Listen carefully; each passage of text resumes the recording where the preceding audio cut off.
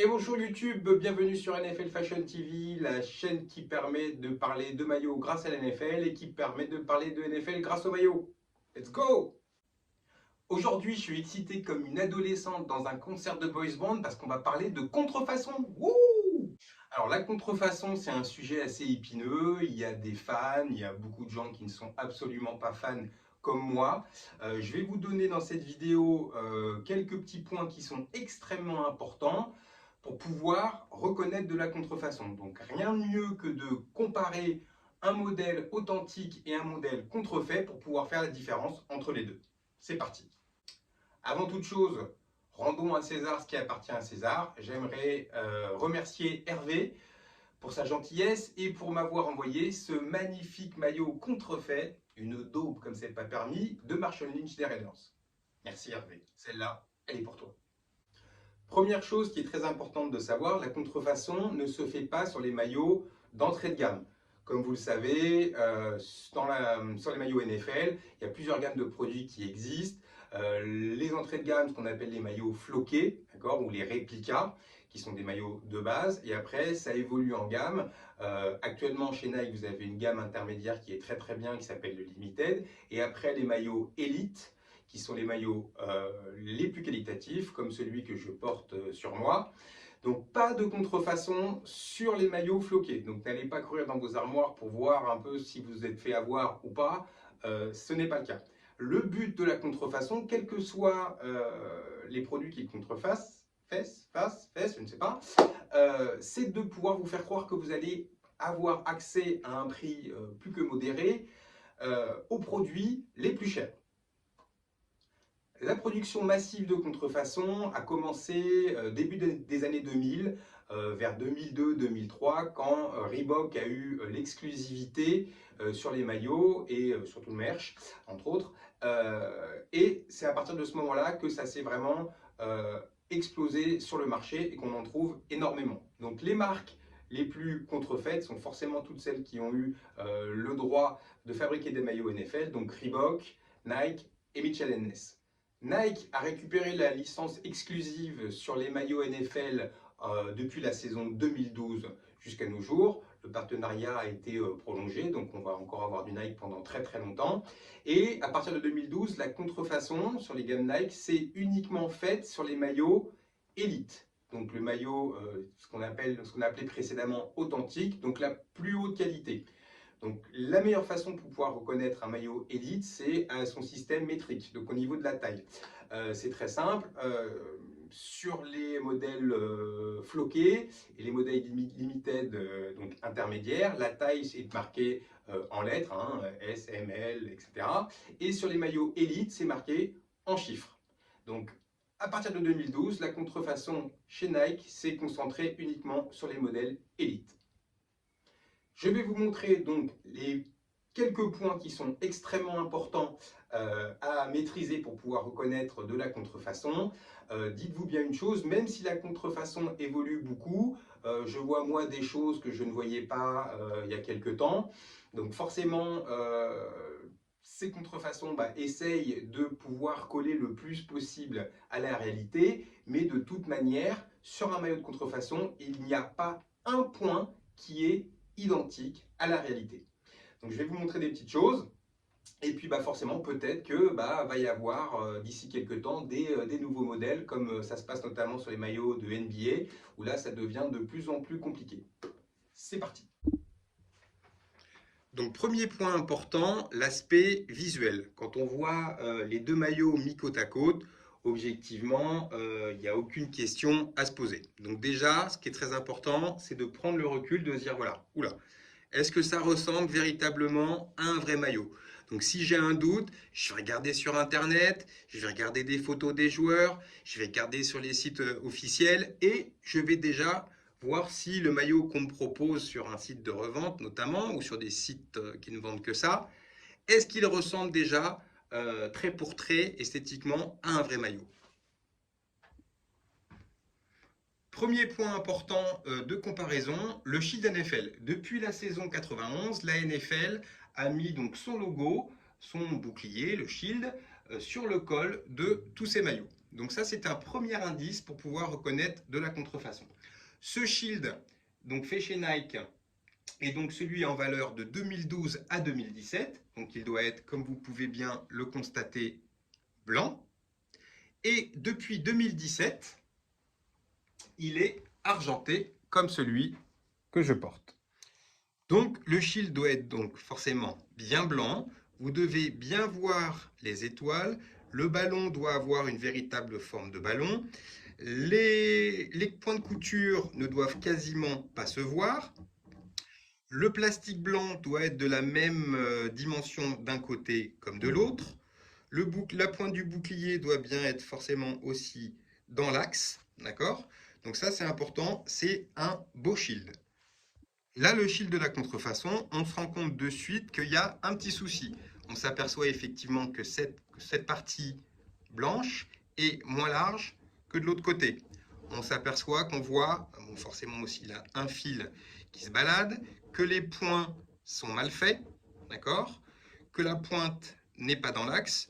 Au niveau des étoiles, ça passe à peu près. Le ballon, ça passe à peu près. Et effectivement, c'est toujours le but, c'est de faire croire au premier regard qu'il n'y a pas de différence, mais la différence, on la voit bien. Deuxième point de contrôle, la taille et la forme des numéros. D'accord? Là aussi, à chaque fois, normalement, dans la 99% des cas, la taille des numéros n'est pas officielle. On se aperçoit bien que entre le 2 du Marshawn Lynch et le 2 du Richard Seymour, on n'est pas sur le même lettrage. Donc là aussi, de la même manière, si vous n'avez pas suffisamment de connaissances, vous avez un doute, vous allez voir sur Internet et vous comparez les photos entre la photo de votre maillot qu'on essaye de vous vendre du fake et un vrai maillot. Troisième point de contrôle, le jog tag. Le jog tag, c'est quoi? C'est cette étiquette que vous avez sur tous les maillots qui doit se situer vraiment vers le bas du maillot. Et on s'aperçoit que sur la contrefaçon, il est mis plus haut par rapport au maillot. De la même manière, les détails qui sont dessus sont extrêmement importants. Vous devez pareillement avoir donc la taille en numéro, l'insigne Nike qui ressemble à un véritable insigne Nike, le logo de l'association des joueurs et le shield NFL. De la même manière, il faut comparer les logos que vous avez sur le reste du maillot et voir aussi également que là, on a aussi des belles différences. Donc, quand on le touche, le jog tag doit être en relief, ça c'est très important, et doit être de cette couleur mat avec ce petit brillant. Quand on compare avec la contrefaçon, on s'aperçoit que la couleur n'est pas le même, qu'on n'a pas la même brillance, que effectivement il y a un petit peu de relief sur l'étiquette, que vous avez sur le sigle NFL Player, vous n'avez pas d'espace entre NFL et Players, que le sigle Nike, même s'il n'est pas trop mal fait, il n'est pas équivalent aux autres sigles Nike du maillot. Et de la même manière, on s'aperçoit que le shield NFL, la partie ici blanche, est plus épaisse, large que celle-ci. Quatrième point de contrôle, l'insigne Nike sur les manches. Donc c'est un patch qui est cousu dans le maillot, d'accord? Donc il doit bien avoir cette forme, il doit bien avoir donc ces points de couture, c'est très important.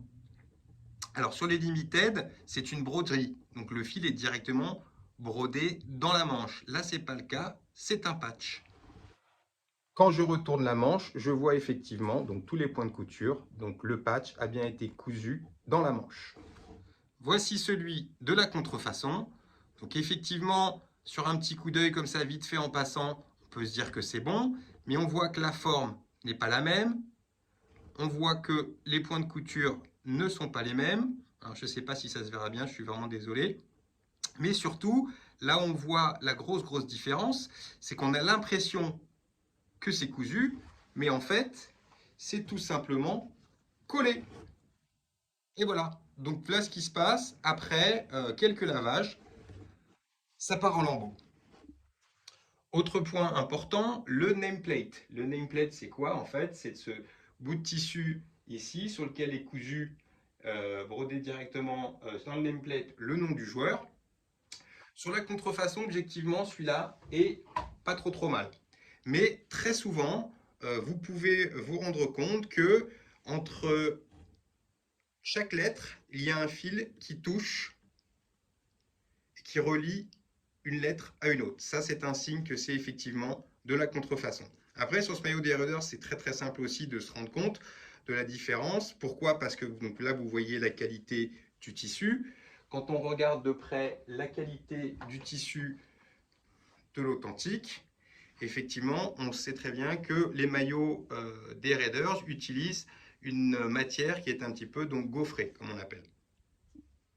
Autre chose importante par rapport au numéro, c'est la différence de taille que vous avez entre la face du maillot et le dos.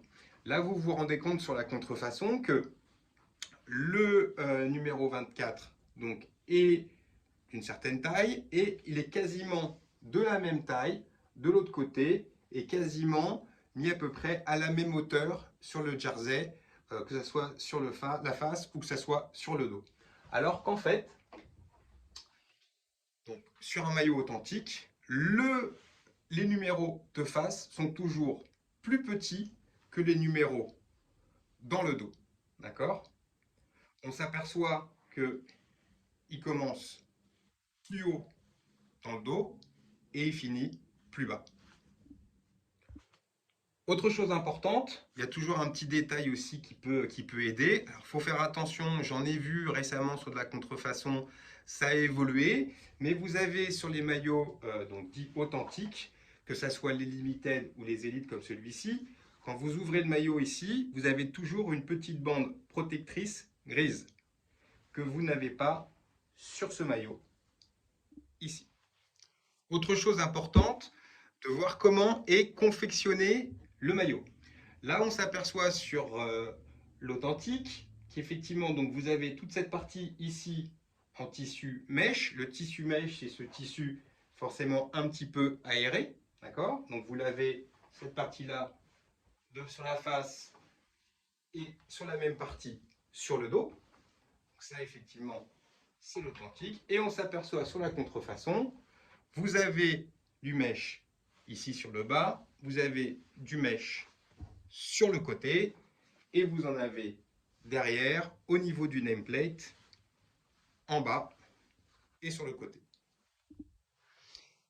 Et lorsque l'on compare avec un véritable maillot de match, on s'aperçoit dans la manière dont il est confectionné que en fait les fabricants de contrefaçon ont tout simplement fait une mixture entre les maillots élites que vous trouvez dans le commerce avec les vrais maillots de match. Donc là, on se retrouve effectivement comme sur la contrefaçon, vous avez du mesh ici, vous avez du mesh ici, et vous en avez également donc, sur les côtés et sur le bas du maillot. C'est véritablement la contrefaçon, un mixte entre un vrai maillot de match et un vrai maillot authentique que vous trouvez dans le commerce. Et voilà, c'est terminé pour ce premier test comparatif. On va se retrouver bientôt sur un test comparatif sur les maillots limited actuels.